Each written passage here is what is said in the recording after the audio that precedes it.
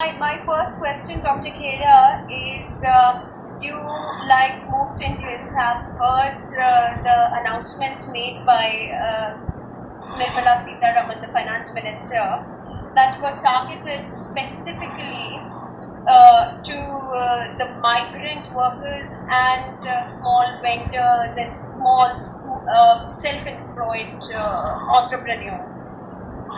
How do you think it fares on your utility scale?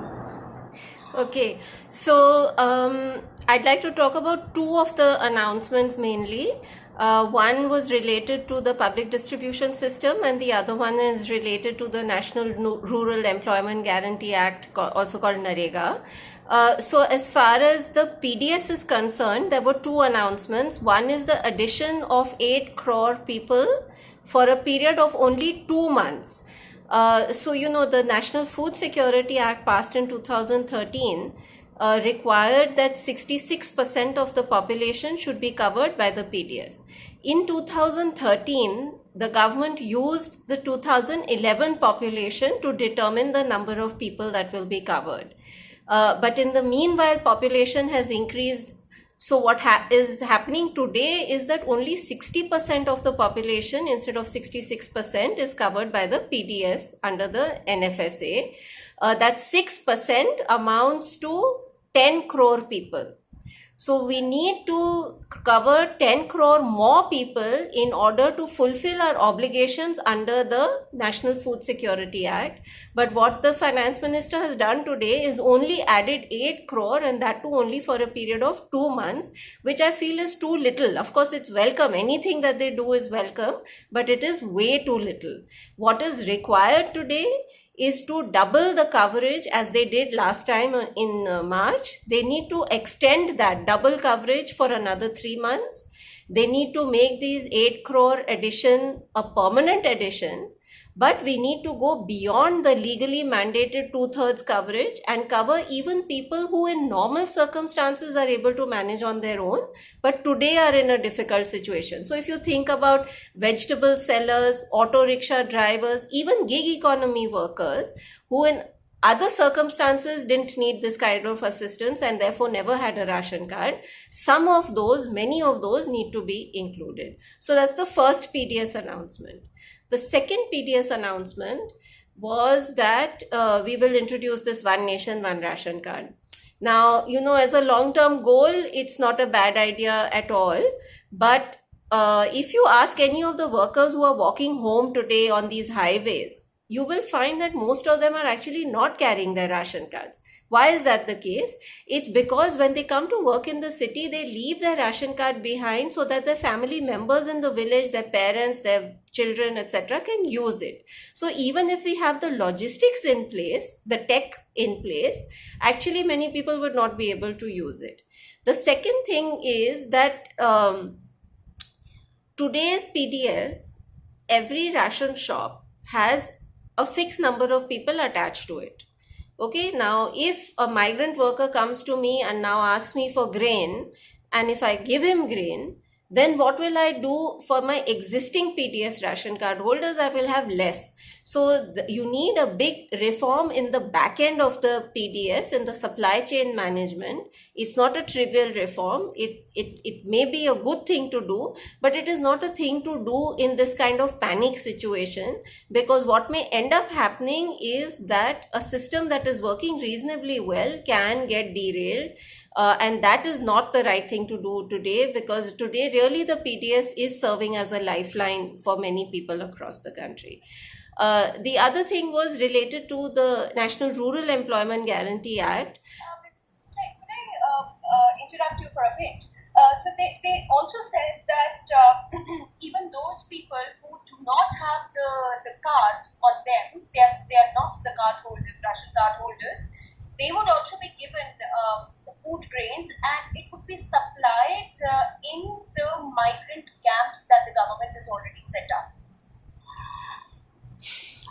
That seems to be a little, logistical nightmarish situation here. Yes, so I think that the goal is not something I have a problem with. What I have a problem with is that the logistics are not trivial at all. And in trying to do this, they may disrupt a system that otherwise functions reasonably well. So my suggestion would still be that all those who don't have ration cards today and who are saying we are hungry, the government should give them a 1 year ration card. So for 1 year, let them have this grain. We have a problem of excess stocks today. We have a problem of storage issues with the FCI. We are buying wheat at the moment. The government has no place to put it. And soon the monsoon rains will come and there is a danger of that grain which is sitting in godowns, it may start rotting. So I feel that given the fact that you have these mountains of grain on one hand, and on the other hand you have people really in a very difficult situation, just issue 1 year temporary ration cards to anyone who comes and asks for it. And let them have for 1 year. Yeah, and we have enough grain to be able to do it. I think that's a better solution than this one nation, one ration card, which is like chasing a dream in a sense. It's not a very sensible move at the moment. And then the other thing that desperately needs attention and money from the government is the National Rural Employment Guarantee Act, the NREGA program. So, in April and May 2019, last year, in 2 months, 64.3 crore person days of work was generated. This year, in April and half of May, only 14.5 crore person days have been generated. We have 15 days more to make the data comparable. But where it was 64 crores, now it's down to 15 crores. So there is a huge backlog to cover. In fact, many people lost employment even in rural areas because of the first 3 weeks of the lockdown. And I feel that the government should compensate them by giving them maybe 10 days of wages for every job card holding family in the country. Just give them 10 days wages. That's 2,000 rupees a month. And that will really be a big support for them. But side by side, also ensure that in the coming months, that you're able to make sure that the legal guarantee of 100 days per year is honored. And people are able to get their money on time. They get work on time. They get money on time. The technocratic implementation of the program needs to be simplified. But I would reiterate that I think the NREGA job card list is a very good candidate for making cash transfers also. See, PDS people are getting rations. JDY Jandhan account holders, female Jandhan account holders have got 1,500 rupees, but NREGA workers are still suffering and have got no additional help, and in fact they may be suffering because of the loss of work in April, at least if not in May as well. So I think the package overall for the most vulnerable is disappointing to be it's a mild description, and also one must understand that providing support to NREGA workers and PDS ration card holders is in effect also providing support to migrant workers who are trying to get back home, because a lot of them are coming from rural areas, right?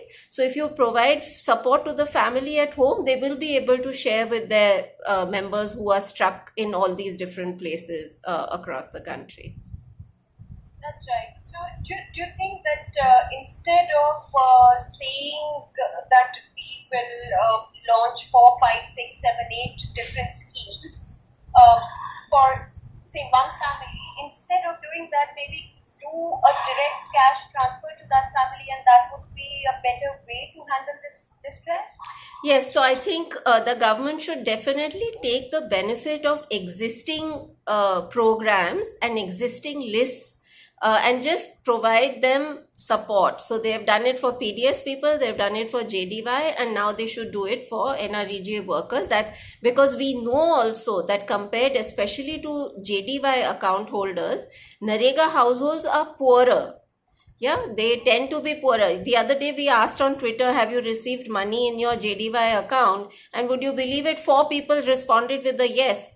So there are some people who are on Twitter who actually have JDY accounts. They're not really the sort of people who are walking. Not all of them are the sort of people who are walking and or even sitting wherever they are stuck and asking for money, etc. So I think you're right that we should use existing programs and use those to get aid to the poor, whether it's in the form of food or cash. That's a separate question. But cash is definitely required along with food. Also, finally, there are many people who are not walking and who are still stuck in the cities, who are not able to get back because the paperwork required for getting back is not straightforward. I still feel that all the states should start community kitchens like Amma's canteens, and how Kerala and even Delhi have done it to some extent, so that these people have some place to go and eat. Yeah. So ration kits, packed food packets, and also canteens where people can just go and eat. All of these measures are required at the moment.